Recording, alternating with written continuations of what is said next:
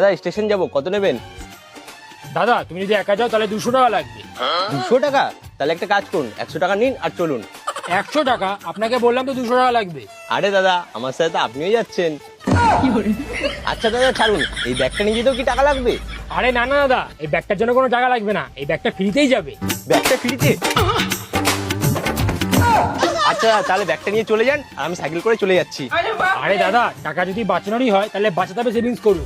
বাচ্চা দেব, সেটা আবার কি? আরে দাদা, তুমি এখানে 100 টাকা থেকে সেভিংস চালু করতে পারবে, আর তোমাকে এফডি থেকেও বেশি রিটার্ন করবে, আর এর কোনো লক ইন পিরিয়ডও নেই। দাদা দেখুন, আমি এসব জিনিসে বিশ্বাস করি না। যদি টাকা নিয়ে পালিয়ে যায় তখন? দাদা আপনার এসব নিয়ে কোনো চিন্তাই নেই, আপনার টাকা এসবিআই আর আইসিআইসিআই ব্যাংকের মতো বড় বড় ব্যাংকের সুরক্ষিত ফান্ডে ইনভেস্ট থাকে। আর টাকাটা যদি দরকার পড়ে তখন? আপনার টাকা আপনি যখন ইচ্ছা তখন তুলে নিতে পারবেন। আরে দাদা হেভি অ্যাপ তো, আমি এখনই ডাউনলোড করছি। হ্যাঁ দাদা, এক্ষুনি ডাউনলোড করুন আর বাঁচাতে হবে সেভিংস করুন।